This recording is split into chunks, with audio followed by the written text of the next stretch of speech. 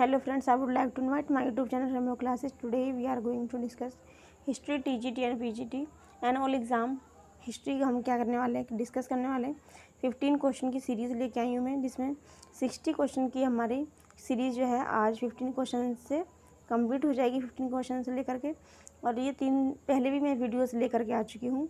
इन सबको पढ़ने से पहले स्टूडेंट आपको क्या करना है, लाइक कीजिए और मेरी वीडियोस को सब्सक्राइब कीजिए, क्योंकि ये वीडियो जो है आपके लिए बहुत ज़्यादा हेल्पफुल होने वाली है। चलिए पढ़ते हैं 46 क्वेश्चन को, समझते हैं क्या क्या आ गया है इसके अंदर। निम्नलिखित में से किस ऋग्वैदिक देवता की उपाधि अतिथि थी।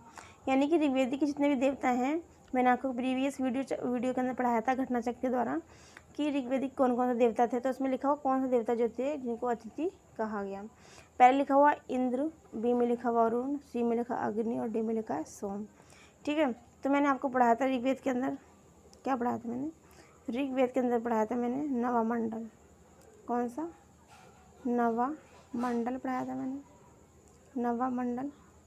ऋग्वेद के मैंने अंदर क्या पढ़ाया था स्टूडेंट, नवामंडल पढ़ाया था। और नवामंडल जो स्टूडेंट सोम को समर्पित है, मैंने आपको बताया था सोम देवता को क्या है, समर्पित है।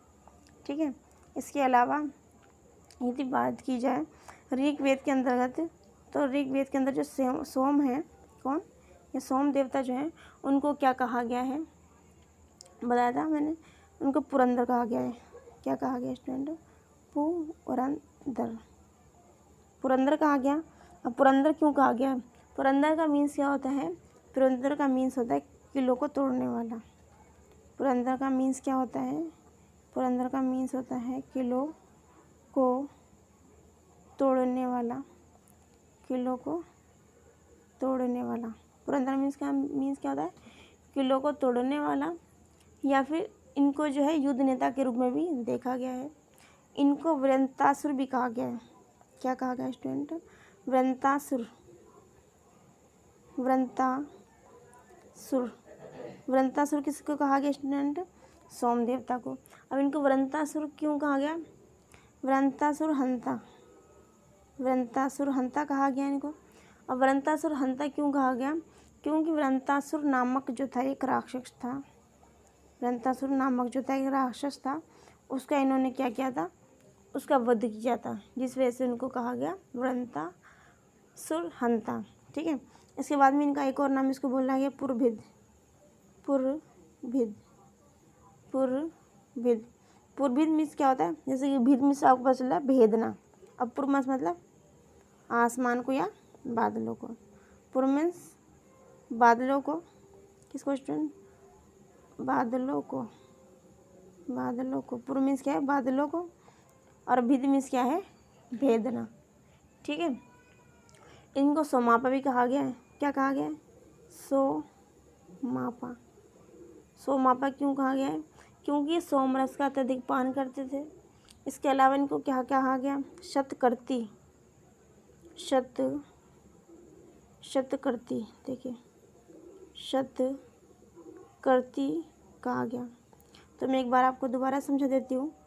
ठीक है स्टूडेंट, तो देखिए इनको क्या कहा गया। पहला तो कहा गया है इनको ऋग्वेद के अंदर इनको जो सोम देवता थे इनको क्या कहा गया, पुरंदर कहा गया। क्या कहा गया इसमें, पुरंदर। पुरंदर मीन्स क्या होता है, किलो को तोड़ने वाला। पुरंदर मीन्स क्या होता है, किलो को तोड़ने वाला। उसके बाद में कहा गया वृत्तासुर कहा गया इनको, वृत्तासुर हंता कहा गया। क्यों वृत्तासुर हंता कहा गया, कि इन्होंने एक राक्षस था, इसका नाम था वृत्तासुर। वृत्तासुर जो था एक राक्षस था, उसका इन्होंने क्या किया, वध किया था, इसलिए उस राक्षस के नाम पर इनका नाम पड़ गया। इसके अलावा उनको क्या कहा था, पुरभिद। पुरभिद क्यों कहा था है, पुरभिद मीन्स होता है, भिद मीन्स होता है भेदना, पुर मीन्स होता है बादल, यानी कि बादलों को भेदने वाला। उसके बाद इनको कहा जाता है सोमापा। तो सोमापा क्यों कहा जाता है, सोमापा इसलिए कहा जाता है क्योंकि इन्होंने सोमरस का क्या किया था, पान किया था। सोमरस को इनको ज़्यादा पीने की आदत थी। इसके बाद इनको क्या कहा गया है, शतकर्ती। क्या कहा गया, शतकर्ती। अब शतकर्ती मीन्स क्या होता है, शतकर्ती मीन्स होता है 100 शक्तियों का स्वामी, यानी कि जिसके पास 100 स्वामी की क्या हो, पावर। 100 स्वामी की क्या हो स्टूडेंट, पावर हो। 100 स्वामी की क्या हो स्टूडेंट, पावर हो। ठीक है, तो इसको कहा गया है शतकर्ती को। इनके कई सारे नाम हैं। और मदवान भी कहा गया इनको। क्या कहा गया स्टूडेंट, मदवान, मदवान भी कहा गया इनको। ठीक है, तो ये आपके कई सारे नाम हैं जो किसके नाम है, सोम देवता के। आते हैं अपने क्वेश्चन पे, चलिए देखते हैं क्वेश्चन में फिर इसमें इसके बाद में दिया हुआ है वरुण। किसके बारे में दिया हुआ है, वरुण। वरुण के बारे में हल्का सा जान लेते हैं। वरुण को मैंने आपको पढ़ाया था, देखिए वरुण के बारे में क्या हो गया, वरुण को देखिए एक बार। वरुण,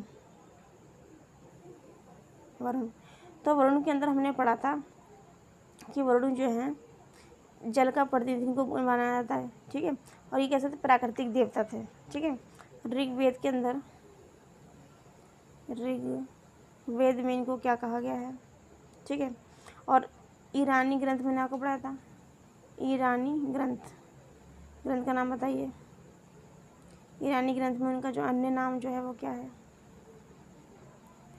किसका, वरुण का।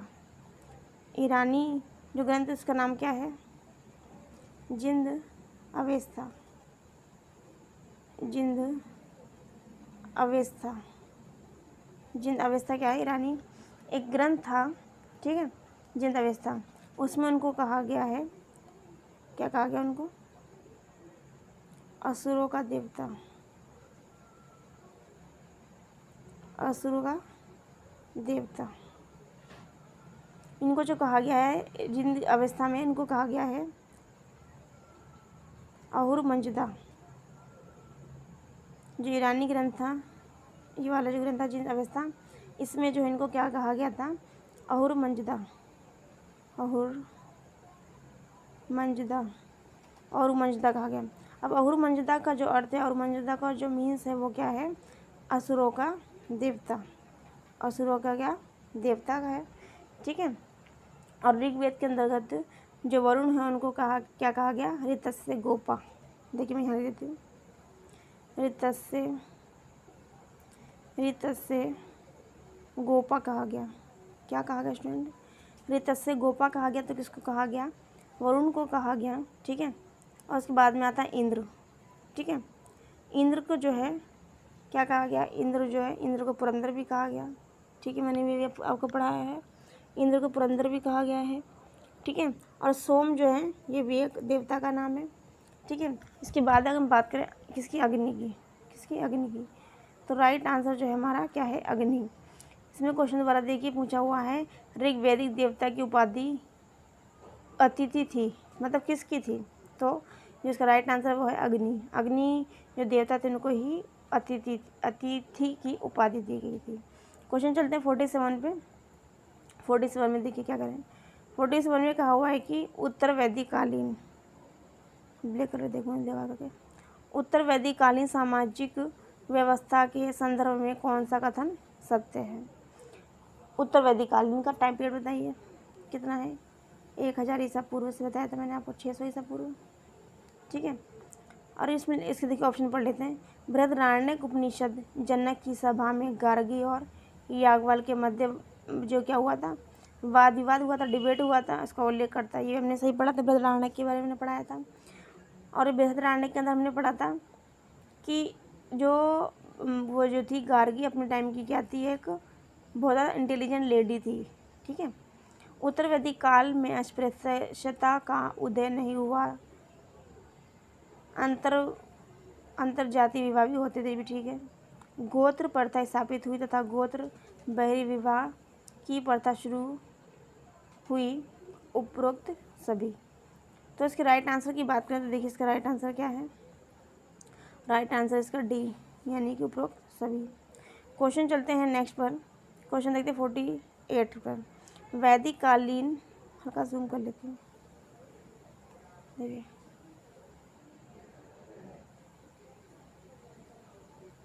वैदिक कालीन शिक्षा के विषय में कौन सा कथन सत्य है। वैदिक कालीन शिक्षा के विषय में कौन सा कथन इन्होंने क्या माना है, सत्य माना है। वैदिक कालीन शिक्षा में कौन सा कथन जो है सत्य है। पहले लिखा हुआ शिक्षा की अनुमति केवल उच्च जातियों को ही प्राप्त थी, सही बात है। ठीक है, ठीक है, और बी में लिखा हुआ वेदों को जो पाठ करते वो ब्राह्मण जाति के लोग क्या करते थे, ब्राह्मण तक सीमित था। ठीक है, आगे लिखा हुआ अध्ययन के मुख्य जो विषय थे वो व्याकरण थे, हमने पढ़ा था। और ज्यामिति है। उपरोक्त सभी। तो राइट आंसर की यदि बात करें किसकी 48 की, तो राइट आंसर क्या है डी। ठीक है, वैदिककालीन शिक्षा के विषय में कथन सभी सही है। अब पढ़ते हैं नेक्स्ट क्वेश्चन। उत्तर वैदिककालीन समाज और अर्थव्यवस्था के संदर्भ में कौन सा कथन सत्य है। पहला लिखा हो उत्तर वैदिक काल में कृषि में क्या हुआ था, क्रांतिकारी परिवर्तन हुए थे, क्योंकि लोहे का फाल जो है प्रयोग में आने लगा था। लोहे का जो प्रयोग जो है वैदिक काल में ही शुरू हुआ था। इससे पहले हमने पढ़ा था सिंधु घाटी सभ्यता, हड़प्पा सभ्यता, हमने इसमें पढ़ा था कि उन लोगों को जो है लोहे का ज्ञान नहीं था। जबकि उत्तर वैदिक की बात करें तो यहाँ पर लोहे का ज्ञान आते आते लोगों को हो गया था, इस काल तक आते आते। ठीक है, इस काल में आसंदिवंत, कारोती, विधे, काम्पिल्य, कौशाम्बी और पंचक्र जैसे नगरों का विकास हुआ। जो काम्पिल्य जो जगह है स्टूडेंट, ये जिला फरुखाबाद के अंतर्गत एक जगह है जिसको वर्तमान समय में कंपिल के नाम से जानते हैं। ठीक है, तो ये भी राइट आंसर है। सी में लिखा हुआ है संभत पणी जो थे क्या थे, एक अनार्य थे जो व्यापार और साहूकारी करते थे। ये भी राइट आंसर हमने प्रीवियस वीडियो में पढ़ा था। ठीक है, और डी जो इसका आंसर है वो लिखा उपरोक्त सभी। तो यदि इसकी बात करें राइट आंसर की, तो डी जो है स्टूडेंट राइट आंसर है। क्वेश्चन जो चलते हैं 50 पर। 50 में देखिए क्या कहा गया है। क्वेश्चन 50 की बात करें तो देखिए क्वेश्चन 50 में कि वैदिक काल के विषय में कौन सा कथन सत्य है। पहले लिखा हुआ है ऋग्वेद काल में सोना, तांबा, कांस्य का उल्लेख होता है। ऋग्वेद में सोना, तांबा, कांस्य का उल्लेख होता है, सही है। उत्तर वैदिक साहित्य में टीन, सीसा, चांदी तथा लोहा का विवरण मिलता है, ये भी ठीक है। तो देखिए ऋग्वेद काल में सोना, ऋग्वेद काल में जो था जो लोहा था उसका कहीं पर जिक्र नहीं है, जबकि उत्तर वैदिक काल में जिक्र है किसका, लोहे का जिक्र भी है। ठीक है, और शीशे का भी और टीन का भी। हाथी को पालतू बना लिया गया था, यद्यपि उसका युद्ध में बहुत कम प्रयोग हुआ करता था। किसमें, वैदिक काल के टाइम में की बात यहाँ पे कही गई है। तो उसके राइट आंसर की बात करें तो राइट आंसर इसका जो है डी है, यानी कि उपरोक्त सभी इसका राइट आंसर है। तो डी इसका क्या है स्टूडेंट, राइट आंसर है। अब हमारे बचते हैं 10 क्वेश्चन। चलिए 10 क्वेश्चन को देखते हैं। क्वेश्चन नंबर 10 को देखिए।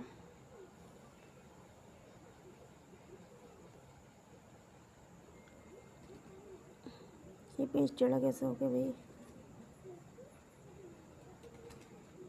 रुक जाइए एक सेकेंड।